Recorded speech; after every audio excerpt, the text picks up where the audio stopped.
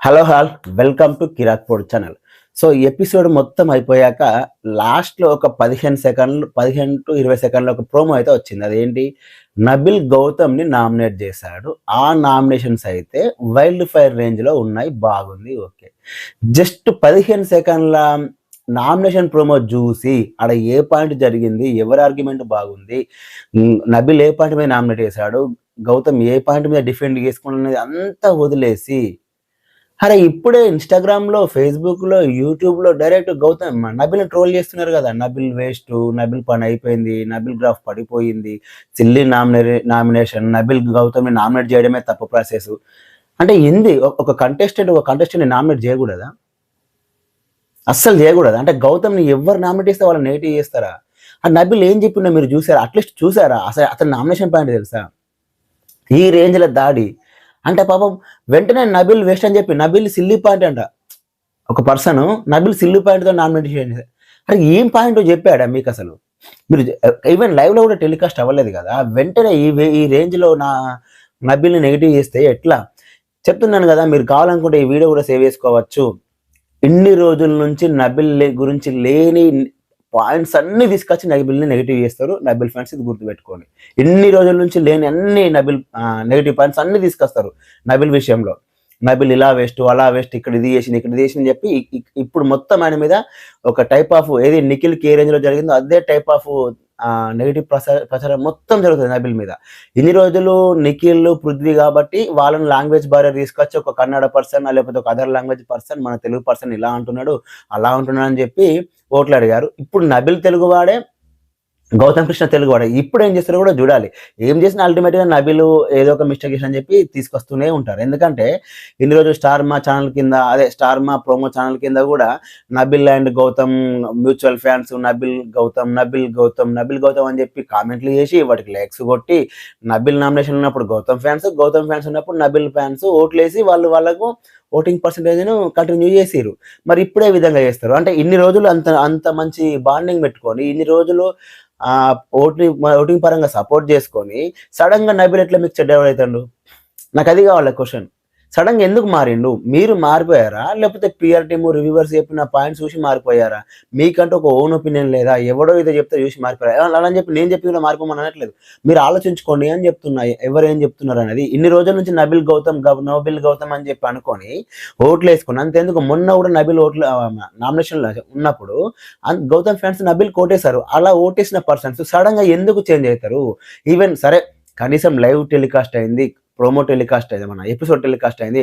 అందులో నబిల్ ఈ మాట అన్నాడు, నాకు నచ్చలేదు, అందుకే నేను ఓటేయాలనుకుంటే ఒక అర్థం ఉంటుంది. జస్ట్ ప్రోమో చూసి ఏ విధంగా డిసైడ్ అవుతారని నా క్వశ్చన్ అంతే.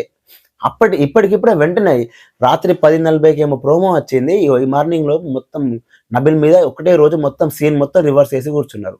నేను అదే చెప్తున్నా. ఒక డిఫరెంట్ టైప్ ఆఫ్ గేమ్ బయట జరుగుతుంది. హౌస్‌లో ఆడడం కన్నా బయట గేమ్ ఆడడం అనేది చాలా ఇంపార్టెంట్ ప్రెజెంట్ సిట్యుయేషన్‌లో. బయట పీఆర్ టీమ్స్ ఆడుతున్న గేమే ఈ సీజన్‌కి ఆహ్, అతిపెద్ద ప్లస్ అయ్యేది. అంటే బయట పీఆర్ టీమ్ ఎవరు బాగా ఆడితే వాళ్ళు గెలిచే అవకాశం ఉంది ఈ సీజన్‌లో. అన్ని సీజన్‌లో అలాగే ఉంది. బట్ ఈ సీజన్‌లో బయట పీఆర్ టీమ్సే ఎక్కువ ఆడుతున్నారని నా క్వెషన్.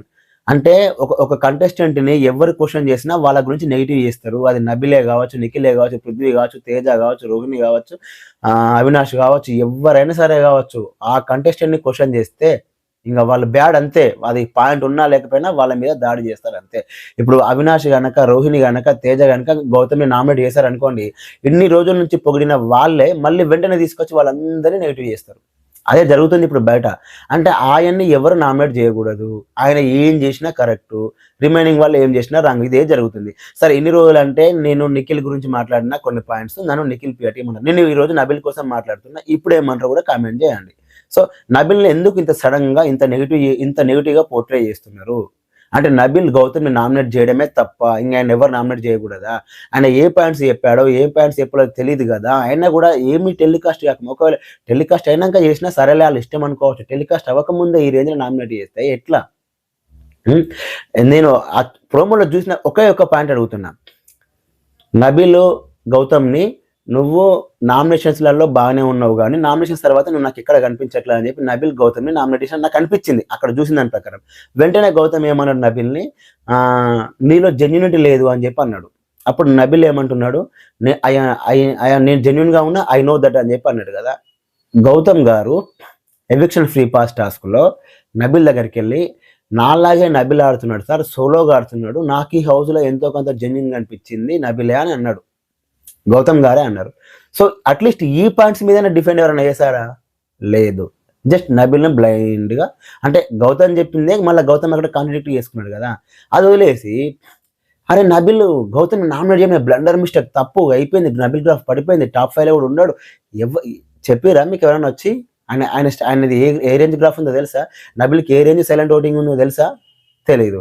కానీ వెంటనే నబిల్ బ్యాడ్ చేయడం. ఈ సీజన్లో ఉన్న దరిద్రం ఏంటంటే ఈ టైప్ ఆఫ్ నెగిటివ్గా జరుగుతుంది. అందరి కంటెస్టెంట్స్ మీద జరుగుతుంది. ఒక కంటెస్టెంట్ని నామినేట్ చేసిన, ఒక కంటెస్టెంట్ గురించి మిస్టేక్స్ మాట్లాడినా వెంటనే నెక్స్ట్ మినిట్ ఆలోచించకుండా, ఏ పాయింట్ చెప్పినో తెలియకుండా వెంటనే టార్గెట్ చేసి మాట్లాడుతున్నారు. ఇది గుర్తుపెట్టుకోండి, ఎస్పెషల్లీ నబిల్ ఫ్యాన్స్. అంటే నేనేమంటున్నా అంటే, ఇన్ని రోజులు తెలుగు వర్సెస్ కన్నడ తీసుకొచ్చారు కదా, మరి ఈరోజు ఇద్దరు తెలుగు పర్సన్స్ ఉన్నారు కదా, సో దీన్ని ఏ విధంగా డీల్ చేస్తారు అనేది కూడా నేను చూడాలనుకుంటున్నా.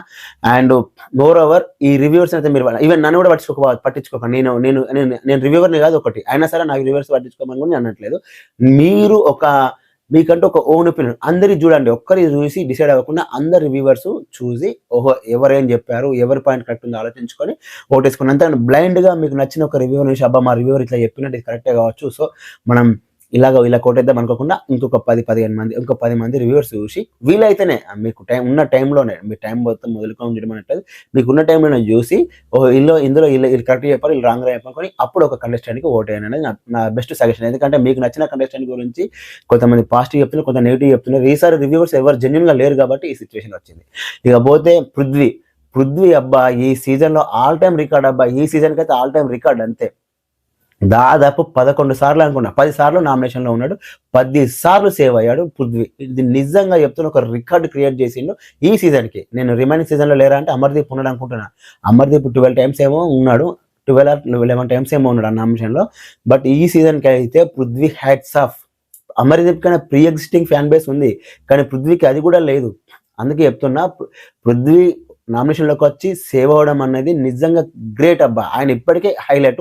ఐ హోప్ పృథ్వీ టాప్ 5లో కూడా ఉండాలనుకుంటున్నాను. ఎందుకంటే కంపారిటివ్లీ అదర్స్ పృథ్వీ జెన్యున్, కొన్ని మిస్టేక్స్ ఉన్నాయి, అంటే ఎదుటి వాళ్ళ మీదకి వెళ్ళడం, కొంచెం ఫౌల్ లాంగ్వేజ్ యూజ్ చేయడం మిస్టేక్స్ ఉన్నాయి, కానీ లేదు. బట్ ఆయన దగ్గర జెన్యునిటీ ఉంది. నాగార్జున గారు సాటర్డే ఎపిసోడ్లో ఒకటి అంటాడు, పృథ్వీ ఐదర్ నువ్వు బ్లాక్ అయినా ఉంటావు, ఐదర్ నువ్వు వైట్ పేపర్ అయినా ఉంటావు, అంటే ఐదర్ నువ్వు పాజిటివ్ అయినా ఉంటావు, ఐదర్ నెగిటివ్ అయినా ఉంటావు. నీ దాంట్లో కంప్లీట్గా ఒక మార్కు కనిపిస్తుంది, బట్ రెండు సైడ్స్ ఉండవు. అంటే సేఫ్ గేమ్ లాగా నీ ఆట ఉండదు. అంటే ఇటు కాకుండా అటు కాకుండా అస్సలు ఉండదు. ఐదర్ పూర్తిగా నెగిటివ్ అవుతారు, ఐదర్ పూర్తిగా పాజిటివ్ అవుతారు. అది ఒక కంటెస్టెంట్ అలానే ఉండాలి. అంతేగాని మధ్యలో ఉండి నేను మంచోన్నా నిరూపించుకోనికి, నేను చెడ్డ నిరూపించుకోనికి ఉండకూడదు. ఆ పృథ్వీలో ఆ క్వాలిటీ అయితే బాగుంది. సో అందుకే పృథ్వీ ఇన్ని రోజులు సేవ్ అయ్యాడు. పృథ్వీని ఇష్టపడే వాళ్ళు కూడా ఉన్నారు. కాకపోతే ఏంటంటే కొంతమంది వాంటెల్ని ఆయన నెగిటివ్ వేయడానికి ట్రై చేస్తున్నారు. పృథ్వీకి స్ట్రాంగ్ ప్లేయర్ టీం లేదబ్బా.